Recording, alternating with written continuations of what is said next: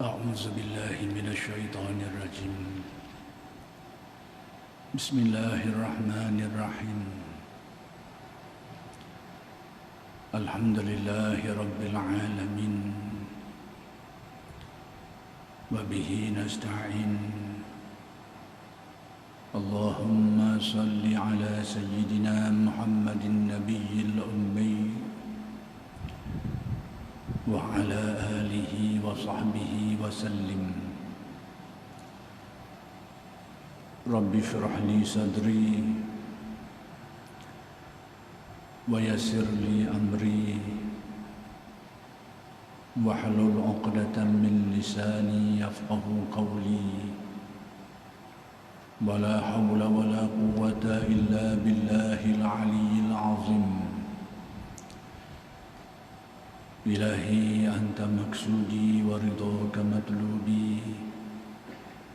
أعطني محبتك ومعرفتك. السلام عليكم ورحمة الله وبركاته. الحمد لله والشكر لله والصلاة والسلام على رسول الله. أما بعد. Pertama sekali kita bersyukur kehadrat Allah Subhanahu wa taala yang telah mengurniakan hidayah dan taufik dan nikmat-nikmat yang lain yang sangat banyak zahir dan batin.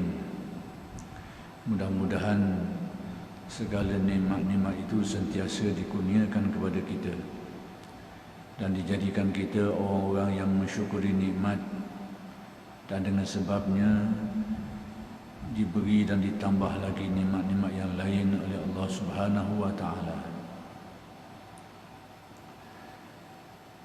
Dan pada malam ini insya-Allah akan diteruskan lagi pengajian kitab Al-Hikam karya Syekh Ahmad Ibn Athaillah Al-Iskandari radhiyallahu anhu. Kalam hikmat yang ingin disempurnakan huraiannya ialah masih lagi kalam hikmat yang ke-191, iaitu kata alim ulama yang mensyarahkan kalam hikmat ini berkait dengan kata-kata Abu Ishaq Ibrahim Al-Harawi, di mana beliau berkata, orang-orang salihin telah memilih 7 sifat dan menjauhi 7 sifat lawannya, iaitu memilih fakir, yakni kekurangan, kemiskinan, daripada yakni berbanding kekayaan, memilih kelaparan dari kekenyangan, yakni berbanding kekenyangan, memilih kerendahan diri dari kebesaran, yakni berbanding dengan kebesaran, memilih kehinaan daripada kemuliaan, yakni memilih kehinaan berbanding kemuliaan, memilih kerendahan yakni tawadhu dari yakni berbanding kesombongan, memilih kesusahan daripada yakni berbanding kesenangan, memilih maut daripada yakni berbanding hidup. Jadi demikianlah Abu Ishaq Ibrahim Al-Harawi ini, dia telah menyebut 7 sifat yang menjadi kecenderungan hati bagi orang-orang saleh, dan mereka ini menjauhi 7 sifat yang lawan bagi 7 sifat tersebut itu. Dan kalau kita perhatikan, 7 sifat yang mereka inginkan itu adalah terbalik daripada keinginan kita. Dan 7 sifat yang mereka menjauhinya itu ternyata itulah yang kita inginkan atau kebanyakan manusia inginkan. Baik, kenapa demikian? Jadi kalau kita perhatikan satu persatu, kita boleh buat kesimpulan bahawa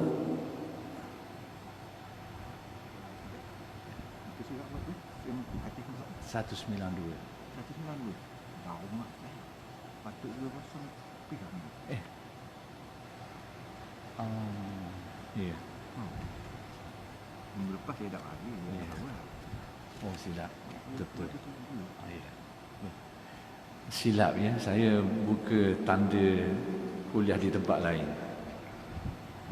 Sebaik ada yang betulkan. Ini kuliah ni sudah lama kita berlalu dulu. Jadi yang saya tanda ni kuliah kita ikam yang saya gunakan di tempat lain. Yang sebetulnya di Masjid Yuniza ni kalam hikmat pada malam ini ialah kalam hikmat yang 223 dah. Ya betul. Alhamdulillah.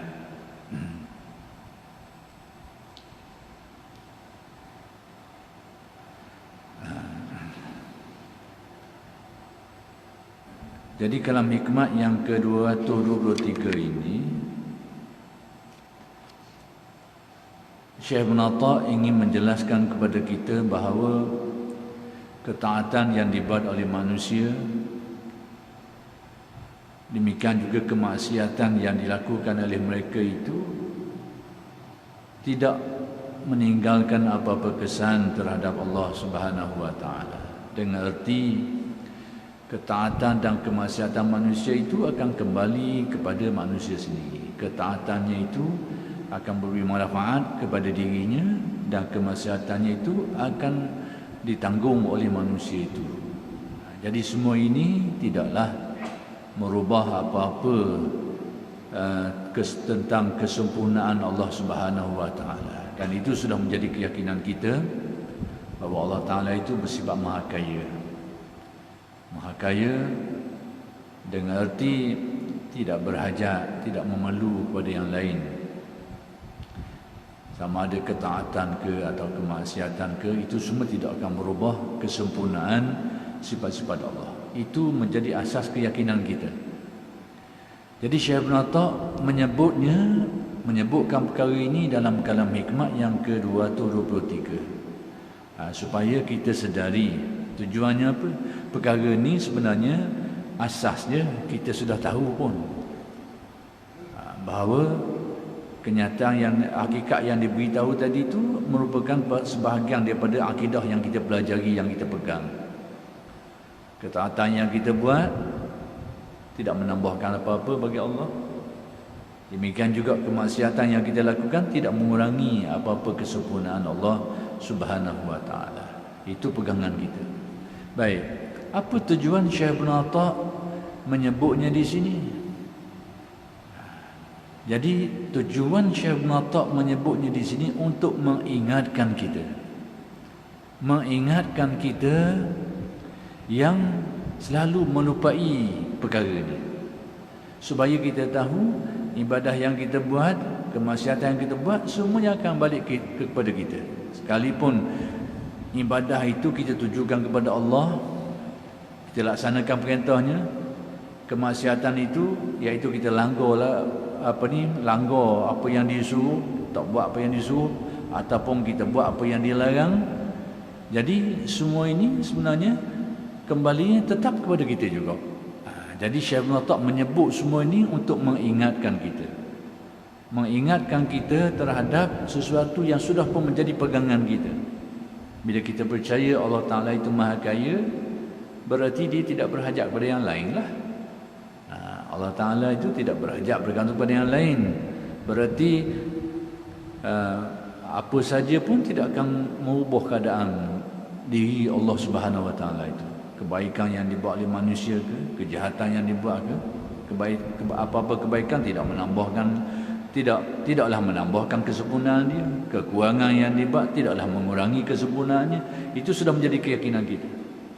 Cuma Syekh Ibn Atta mengulanginya dalam bentuk kalam hikmat untuk menyedarkan kembali, nak sedarkan hati kita ni supaya lebih terfokus, lebih terarah bahawa ibadah yang kita buat ini adalah kita ingati, adalah kita sedari, semuanya akan balik kita juga. Artinya apa? Kalau kita buat ibadah, kita tahu benda ni akan balik kita. Macam orang kerja jugalah. Kalau dia kerja dengan syarikat, dia tak kisah boleh banyak ke sikit, bab untung tu balik ke syarikat. Tapi kalau dia kerja untuk diri dia, jangan fikir Nak untung mesti nak untung besar. Tambah rugi sebab dia tahu untung boleh dia. Tapi kalau kerja dengan orang dia tak kisah. Dia buat je lah untung rugi Pak Namu Sebab apa? Benda tu balik kat orang. Jadi tujuan Syekh Natak pun ingat sini ni supaya kita tahu kita buat ni benda tu balik kita. Jadi bila kita buat ibadah dan yang kita sedari benda ni akan balik kita, pasti kita akan menyempurnakannya. Kalau tidak macam tadi lah, orang kerja dengan orang buat jalan kerja sudah, asal bayar gaji aku sudah asal gaji jalan sudah. Tak kisah. Sebab apa? Benda tu tak balik ke dia, balik ke syarikat. Jadi dia buat je lah, dia buat asal gaji dia kena bayar.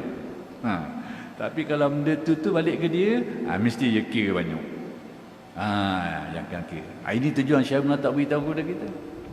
Sedangkan benda ni sudah menjadi akidah kita.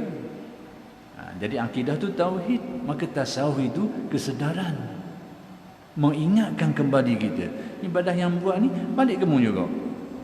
Jadi bila kita ada kesedaran itu, mesti kita akan sempurnakannya, kita akan memperbanyakkannya, dan kita akan sempurnakannya. Sebab kita tahu benda ni balik kepada kita juga. Itu sudut pandang tasawufnya. Sudut pandang usuluddinnya, keyakinan bahawa Allah Ta'ala itu tidak diubah oleh apa-apa juga pun. Kebaikan apa pun tidak akan menambahkan kesempurnaan dia. Kejahatan apa pun tidak akan mengurangi kesempurnaannya. Itu bab akidah. Tapi dari sudut tasawufnya, ni balik kita ni. Hak membuat ni, ibadah yang kau buat ni, balik kamu juga untung dia. Rugi ke untung ke, balik kita juga.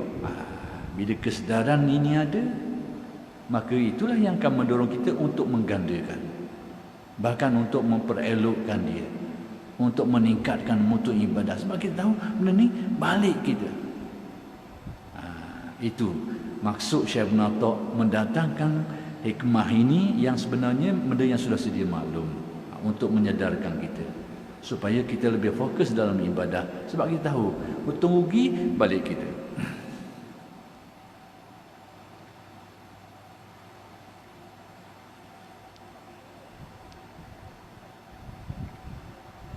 Baik, dalam hadis kursi Allah berfirman, hai hambaku, andaikan orang yang pertama hingga yang terakhir dari kamu, manusia dan jin, semua berbuat setakwa-takwa, yakni sebaik-baik hati orang di antara kamu. Setakwa-takwa, yakni sebaik-baik hati orang di antara kamu. Maka yang demikian itu tidak menambah kekayaan sedikit pun, yakni kekayaan Allah sedikit pun. Dan sebaliknya, jika semua itu berbuat sejahat-jahat perbuatan seseorang di antara kamu, perbuatan yang paling buruk mereka lakukan, maka yang demikian itu tidak mengurangi kekuasaan kerajaanku sedikit pun. Demikian juga, menambah pun tidak, mengurangi pun tidak. Itu prinsip akidah yang kita sudah pegang, yang sudah menjadi pegangan kita.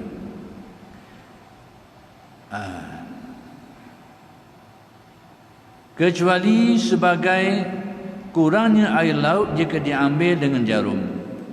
Ini tamsilan secara umum, jangan detailkan dia. Yang ni air laut kelihatan tidak berubah apa-apa kalau kita ambil sekadar sejarum, ambil jarum celup air buat lari. Jadi nampak tak berubah sikit pun.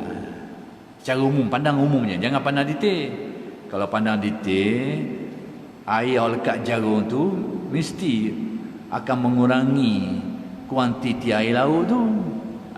Jangan pandang kau gitu. Tamsilan tu untuk nak khabar bahawa seumpama kita ni celup air, jarum ke dalam air buat lari, sikit pun tak berubah. Tu yang nak khabar. Jangan guna akal dalam sangat. Mana pula tak kurang. Kalau lekat jarum tu mesti kurang lah laut tu. Jangan pakai khabar tu. Itu bukan yang dimaksudkan. Jadi kira orang kita ni cerdik tak lalu. Mana tak kurang pula dah.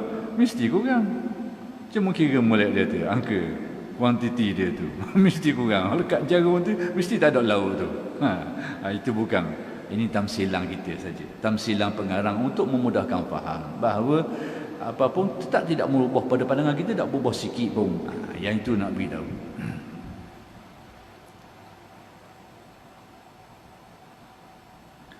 Hai hamba-Ku, sesungguhnya amal perbuatanmu aku catat untukmu. Kemudian aku serahkan kembali kepadamu. Jadi semua ini nak menggambarkan apa yang kita buat tu akan balik kita. Tapi benda ni kalau tidak diperingatkan, kadang-kadang kita terlupa. Disebabkan kerana buat ibadah kepada Allah. Jadi kita buat, mungkin kita pandang dari sudut tu, kita mengabdikan diri kepada Allah, menyembah Allah.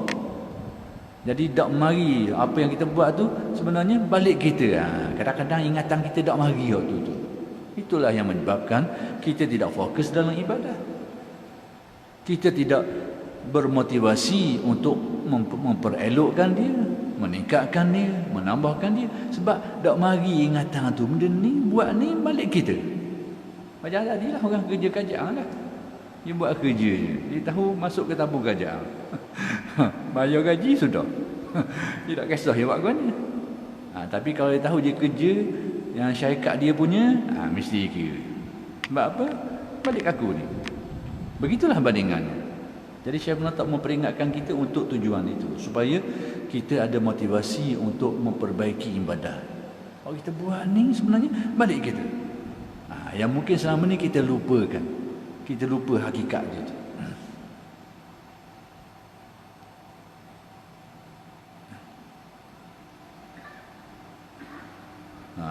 Aku cacat untukmu, kemudian aku serahkan kembali kepadamu. Maka siapa yang mendapat kebaikan hendaknya mengucap Alhamdulillah. Sesiapa yang mendapat kebaikan, yakni itu kurnia Allah lah, maka tuntutannya, ajarannya bersyukur kepada Allah yang mengurniakan kebaikan itu kepada kita. Kita ni mengusahakan kebaikan atau makan usaha kita, tapi yang mengurniakan kita sehingga dapat buat kebaikan itu dan memperoleh kebaikan itu semata-mata kehendak, ketentuan Allah. Inilah sudut pandang Ahlus Sunnah wal Jamaah. Dia ada pandang bahagian kita ni, manusia ni, usaha kita ni kena ambil kira. Tapi dalam masa yang sama kena gandingkan dia dengan takdir Allah, dengan pemberian Allah, ketentuan Allah. Jadi memandang kedua-dua arah ini adalah sudut pandang Ahlus Sunnah wal Jamaah dalam bab ini. Kalau kita pandang arah usaha kita saja dan mengingkari takdir, ketentuan Allah, kita akan jadi Qadariyah. Kalau kita ingkar, kalau kita lupa, itu orang Muslim yang ghaflah hati dia. Tapi kalau kita ingkar adanya takdir yang menentukan, kerana nak sesuaikan dengan logik akal kita ni, dah kalau ditentukan belaka, buat benda kita kena buat kebaikan. Jadi tak betul ada takdir ni. Sebab kita ni disuruh buat, tak kita lah kita buat. Boleh, tak buat tak boleh. Mana ada takdir pula, takdir mana boleh jadi. Dia suruh kita buat, dia takdir pula. Kalau mikir pasal tu sakit lah. Ibarat kalau kereta kau, ia duduk dalam satu arah perjalanan, ia akan belaga lah. Sebenarnya dia duduk pada arah yang berlainan, pada tingkatan yang berlainan. Kalau kita adukan dia, usaha kita dengan takdir Allah, kalau kita adu dia pada satu arah saja, dalam satu jalan, memang ia akan berlawang, pelaga. Kita salah letak. Sebetulnya jalan tingkat. Ada hak atas, ada bawah, ataupun ada atas darat, ada hak dalam tanah. Hak atas darat tu usaha kita, hak dalam tanah tu takdir dia. Jadi jangan berlawang, jalan nampak berlawang tapi tak berlawang, tak akan tembung. Itu pandangan Al-Sunnah wal Jamaah. Jadi tugas kita ni mengusahakan, takdir menentukan. Dosa pahalanya bukan atas yang ditakdirkan itu, atas usaha kita tu. Kalau kita mengusahakan kebaikan dan terjadi, dapatlah. Diberilah. Kalau kita mengusahakan kejahatan tak jadi lagi, maka tidak ditentukan lagi, tidak dikira.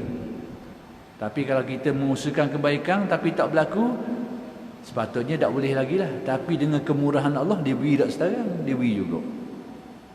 Sebab apa? Sebab kejadian itu bukan hak kita, hak Allah. Ukuran kita ni, dugaan untuk kita ni mengusahakannya atau tidak? Kita nak buat baik, tak berlaku, tak jadi. Niat betul-betul nak buat, berapa masa cendeng, terhalang, macam-macam lah, sehingga tak berlaku kebaikan yang kita nak buat tu. Sepatutnya tak boleh benda lah. Tapi dengan kemurahan Allah, tetap diberi kebaikan atas niatnya yang baik. Sebab apa?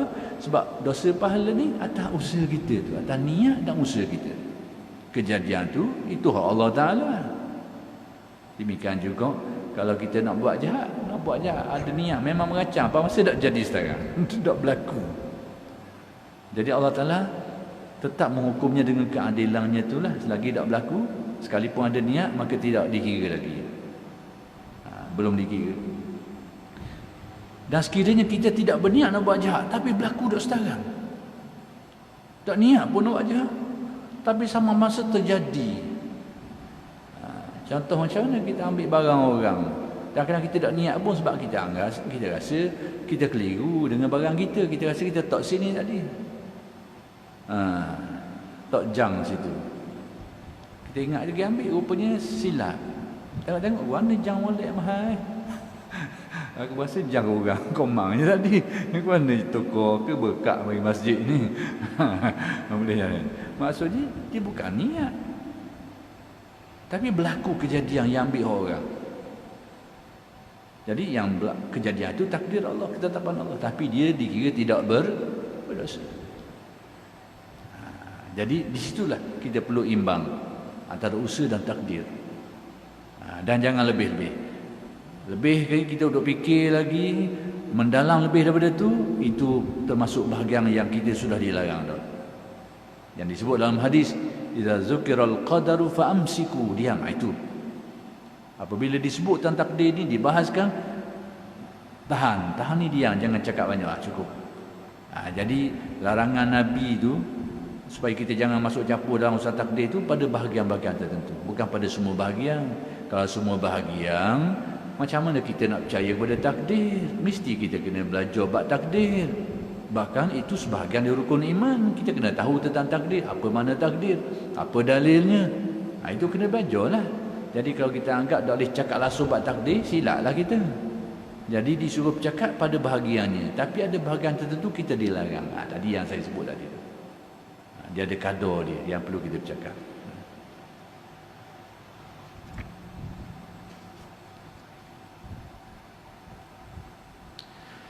Jadi dinyatakan dalam hadis kursi ini, sesiapa yang mendapat kebaikan adalah dia bersyukur kepada Allah. Sebab apa? Kerana dia telah dikurnia, ditakdirkan Allah mendapat kebaikan itu, muafakat dengan usaha dia. Dan sesiapa yang mendapatkan kejahatan, maka jangan menista kecuali dirinya sendiri. Jangan mencela lah. Menista ni mencerca kecuali dirinya sendiri.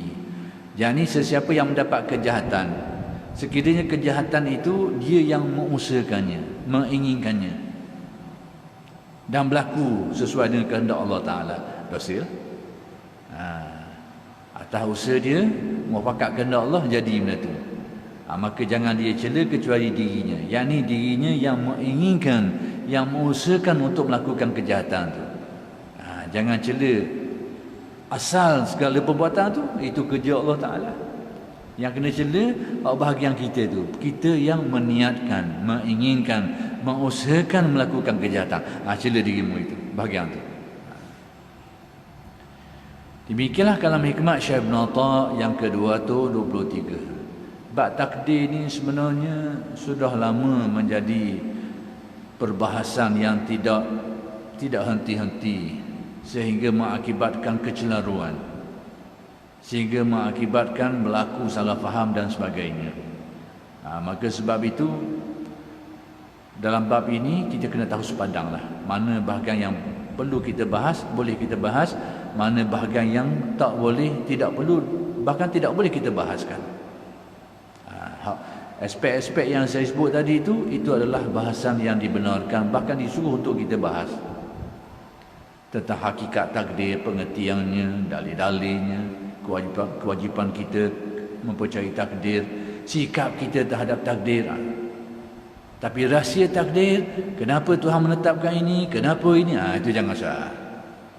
Bahagian tu jangan salah. Yang timbulnya aliran-aliran pemikiran yang bercabang-cabang tu, semuanya kerana mereka mempersoalkan perkara tadilah. Mereka mempersoalkan itu, sehingga timbulnya Jabariyah, timbulnya Qadariyah. Dua-dua ni betul dari satu sisi, salah dari sisi yang lain. Jabariyah betul dari segi apa yang mereka iktikadkan, tapi salah dari segi kefahaman dan sikap mereka tu. Mereka iktikad semuanya datang dari Allah, betul, tak salah bahagian tu. Salah kan kefahaman dan sikap. Yang ni mereka tak belaka perbuatan baik dan buruk yang bahra Allah Taala belaka, dan menjadi saluran untuk membenarkan perbuatan jahat yang dia buat. Jadi salah kefahaman. Salah kefahaman, salah sikap. Bukan salah pegangan dia, salah kefahaman. Demikian juga Qadariyah yang menyatakan usaha ni, usaha kita. Apa yang perlu kita usahakan.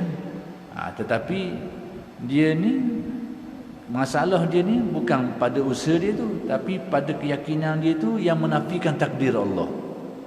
Kerana nak mewajarkan balasan dosa pahala tu. Jadi kalau kita ditakdirkan tiba-tiba ada balasan dosa pahala, tak ada dia kata. Sepatutnya lepas kita lah, atas kita belaka lah, baru ditentukan dosa pahala, baru ada. Yang mari mikir kau tu. Jadi dalam masa yang sama dia lupa perkhabaran syarak yang mengatakan bahawa semuanya itu sudah ada takdirnya. Dia lupa bahagian itu. Jadi dia ambil sebahagian, dia lupa bahagian itu, bahkan diingkar. Itu tempat rosak dia.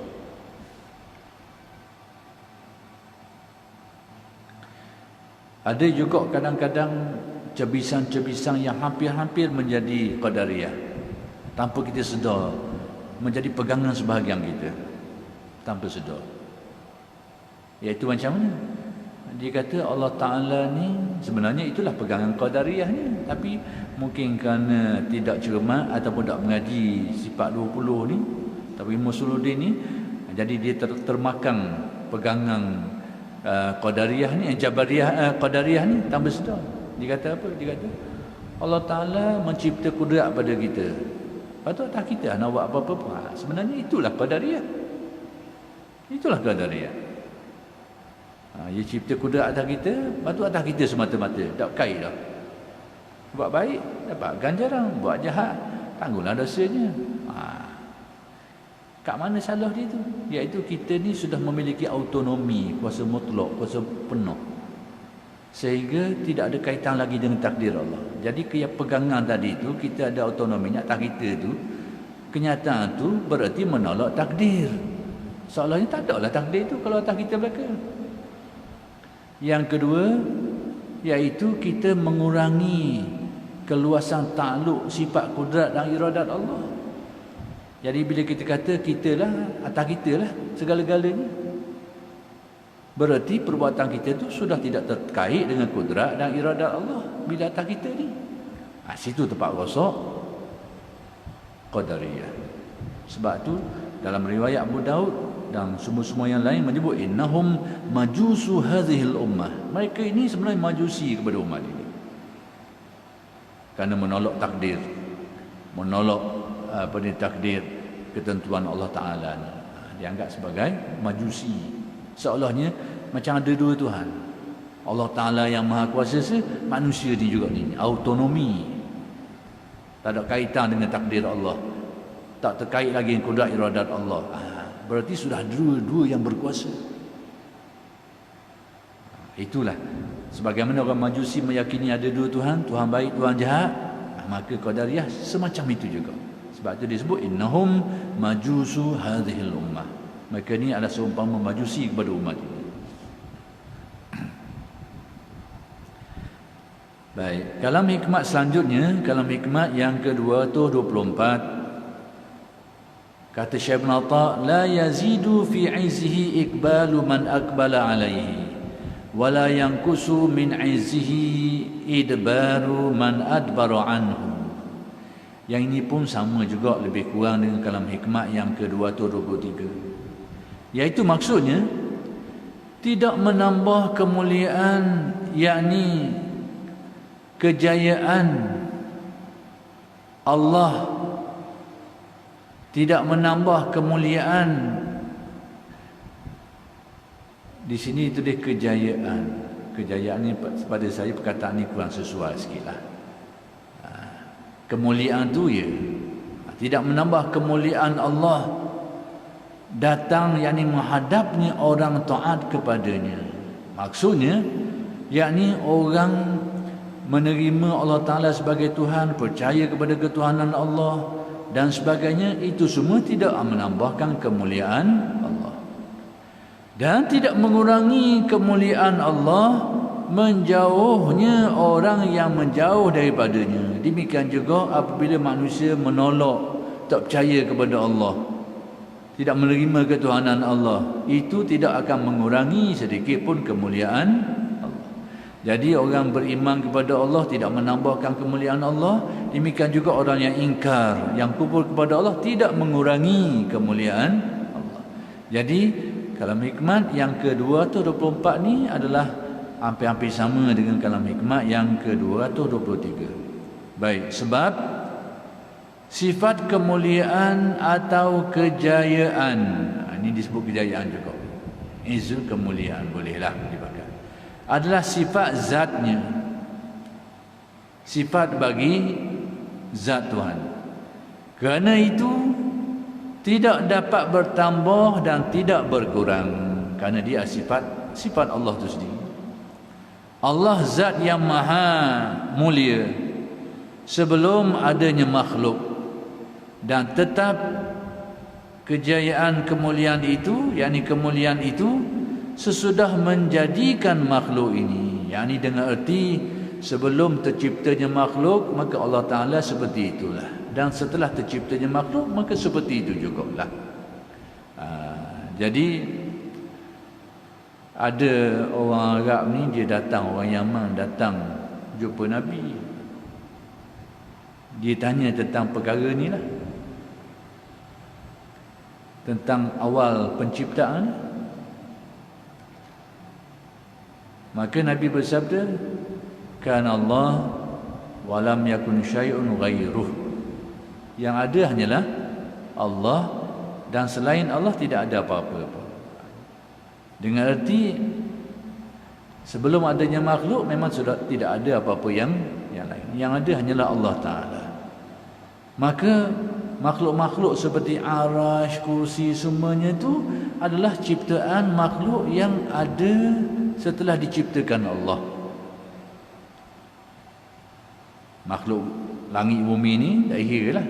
Makhluk-makhluk yang besar lagi tu, arash tu, yang makhluk yang paling besar menurut keterangan alim ulama adalah arash lah, makhluk paling besar di antara sekian banyak makhluk ciptaan Allah. Tapi statusnya tetap sebagai makhluk Allah. Sebab Nabi beritahu sebelum adanya yang ini ni, yang ada hanyalah Allah saja. Jadi yang lain daripada itu, termasuklah Lauh Mahfuz, termasuklah Qalam, termasuklah Arash dan sebagainya, semua itu tidak ada.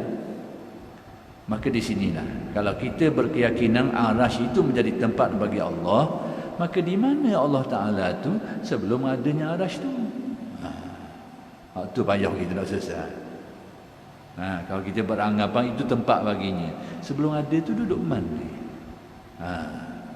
Tu jawab tu kat mana letaknya barang ni? Sebab sedia kita semua tahu dia tu makhluk. Makhluk maksud asal tu tak ada. Masa tak ada tu. Maka di mana tempatnya? Ini itu pertanyaan secara logik lah.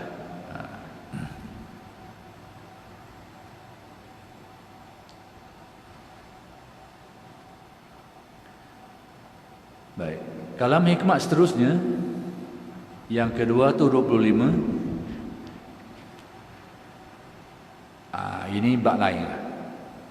Yang sebelum tu dekat-dekat membahaskan persoalan yang sama. Yang ke-225 ni hal lain sikit. Baik, kata Syekh Ibn Athar, wusuluka ila Allahi wusuluka ila al-ilmi bihi wa illa fajalla rabbuna an yattasila bi syai'in aw yattasila bihi bi syai'in aw yattasila bihi syai'un, saya rasa perkataan asalnya. Baik, maksudnya sampaimu kepada Allah itu ialah sampaimu kepada ilmu yakin atau ma'rifatmu yang sempurna terhadap Allah. Baik, apa yang Syekh Ibn Athar nak beritahu? InsyaAllah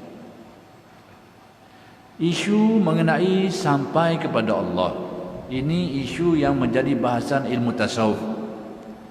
Persoalan siapa tak siapa ni, ini bahasan ilmu tasawuf. Usuluddin tak bahas benda ni. Usuluddin hanya membahaskan tentang sifat-sifat Allah. Tapi isu siapa kedok Allah Ta'ala ni, itu bahasan ilmu tasawuf. Jadi menjadi kelaziman dalam kitab-kitab tasawuf membahaskan perjalanan menuju kepada Allah dan sampai kepadanya. Apa ertinya? Kalau kita faham dari segi makna bahasanya, kita akan mendapati pertemuan dengan akidah. Bila sebut sapa ni, ada tepatlah maksud sapa ni. Jadi kalau kita faham secara zahir makna perkataan sapa ni, tidak seperti menurut maksud ahli tasawuf, di sinilah tempat pertemuan dengan akidahnya. Sebab itu tasawuf dia ada istilah dia yang perlu dipahami baik-baik, dan dia ada ahlinya yang faham istilah dia. Jadi kalau kita tak mengaji baik-baik, sinilah tempat bertembung antara tasawuf dengan usuluddin. Padahal di antara tasawuf dan usuluddin ini tidak akan berlaku pertemuan, sebab tasawuf itu terbina di atas usuluddin. Tapi kerana tak faham istilah, berlakulah pertemuan ni. Jadi perkataan wusul ni sampai. Jadi kalau kita guna dari segi makna bahasanya tu, kita akan faham siapa ni ada tepatlah siapa tu. Jadi bila kita kaitkan dengan Allah, sampai kepada Allah, seolahnya Tuhan tu ada tepat situ sini. Kita pergi siapa situ.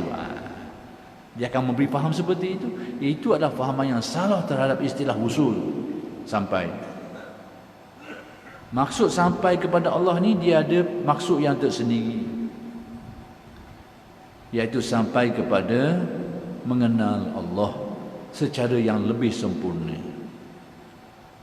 Jadi nak tahu siapa tak siapa ni, sejauh mana kesempurnaan makrifat yang diperolehi oleh seseorang terhadap Allah. Itulah ukuran dekat jauh, siapa kedok. Kadang-kadang berlaku juga, ini kita beritahu fenomena. Berlaku dalam masyarakat kita, terutamanya yang minat kepada ilmu-ilmu kerohanian ni lah. Kadang-kadang mengalami beberapa pengalaman yang agak aneh sikit. Kadang-kadang dia rasa dirinya hilang, masuk ke suatu alam yang bukan alam kenyataan zahir ni. Dia rasa, kadang-kadang dia rasa naik ke langit. Kadang-kadang pengalaman berlaku ini, berlaku. Saya tak nafikan ni berlaku. Spiritual experience ni, pengalaman kerohanian ni. Kadang-kadang dia rasa dia masuk dalam bumi, kadang-kadang dalam tanah masuk ke dalam. Dia rasa pengalaman, dan itu bukan mimpi, satu pengalaman kerohanian dia. Kadang-kadang dia rasa dia sampai ke satu tempat lapang yang luas macam-macam. Nak beritahu, semua itu kalau dialami, itu bukan bermaksud sampai. Bukan bermaksud sampai seperti yang dikehendaki dalam tasawuf. Kalau yang menganggap sampai, ya sampai, tapi sampai daripada dunia ke dunia juga. Dari dunia ke dunia juga. Di sinilah tempat tertipunya sebahagian orang kita. Dia rasa dia pergi jauh, orang-orang dia naik ke langit macam-macam. Oh, siapa dah? Rupa-rupanya belayar dari dunia sampai ke dunia juga. Maka istilah sampai itu akan diterangkan oleh Syekh Ibn Athar, iaitu secara mudahnya sampai ini iaitu apabila manusia memperoleh makrifat yang sempurna terhadap Allah. iaitu digambarkan dengan ilmul yakin, ainul yakin dan hakul yakin. Isyarat kan? Baik. Jadi sekarang Syekh Ibn Atta' nak menjelaskan kita kepada hakikat ini. Saya sebut tadi itu kerana berlaku dalam pengalaman ahli masyarakat, dan ini bukan sekarang, bahkan sudah berlaku sejak zaman-zaman terdahulu lagi. Al-Imam Junaid berlaku di antara pengalaman, pernah berlaku dalam kalangan murid dia sendiri. Murid dia ni bila beramal, beribadah, berzikir, kemudian bermuraqabah, kadang-kadang ada di antara mereka itu mengalami pengalaman tu. Maka di antara pengalamannya pernah terjadi, salah seorang murid Imam Junaid ini tengah-tengah dia buat ibadah, berzikir, dia rasa macam dia naik ke langit. Dan dianggap itu sebagai satu keistimewaan. Dia rasa satu keistimewaan. Tapi pengalaman ini dapat dikesang oleh guru dia, Junaid ini. Tak apa ni. Sebab tu saya kata tadi, daripada dunia ke dunia juga. Tapi dia rasa dia mengalami satu pengalaman yang sangat aneh, yang sangat satu keistimewaan lah. Akhir sekali Junaid pergi ke rumah dia. Pergi ke rumah dia. Allah Ta'ala beri kelebihan pada Junaid ini dengan cara firasah dia tu, dia pergi ke Junaid, ke rumah dia, dia beritahu. Dia kata, sekiranya kamu mengalami lagi pengalaman seperti ini, maka ucaplah la haula wala quwata illa billah. Ucaplah itu. Tapi si murid ini mungkin sudah termakan dengan pengalaman itu. Dia rasa dia sudah memperoleh keistimewaan, hampir-hampir tidak dipercayai kata gurunya. Dia tak percaya tu. Dia rasa dia sudah istimewa, berlaku dalam pengalaman. Maka berlakulah pengalaman ini pada kali-kali selanjutnya. Tapi bila dia rasa dia naik ke tempat yang tinggi, kekeliruan ni berlakulah. Tapi dia teringat juga sikit pesan guru dia kata baik juga kalau dia cuba. Lalu dia mengucapkan apa yang diajar oleh guru dia. Kalau mengalami pengalaman, sebutlah, ucaplah la haula wala quwata illa billah. Dan dia mengucapnya. Lalu apa yang berlaku? Dia sedar tak sedar, duduk dalam jambang. Sedar tak sedar, duduk dalam jambang. Baik, kalau hikmat malam ini mungkin agak tidak berkait sangat dengan orang ramai lah. Mungkin pada kelompok-kelompok tertentu. Tapi saya sebut juga ini sebab fenomena yang berlaku dalam masyarakat. Sehingga sebahagiannya itu berbangga-bangga dengan pengalaman seperti ini. Bahkan menganggap orang-orang yang beribadah dan tidak mengalami pengalaman seperti ini dianggap sebagai dak ke mana. Rupanya sedang tertipu, sedang terpedaya, kena lebong. Kerana maksud sampai di sini insya-Allah yang akan dijelaskan pada huraian kalam hikmat selanjutnya. Jadi setakat itu saja dulu untuk kali ini, dan insya-Allah akan sambung pada kuliah yang akan datang. Aqulu qauli hadza wa astaghfirullahal azim li wa lakum. Assalamualaikum warahmatullahi wabarakatuh.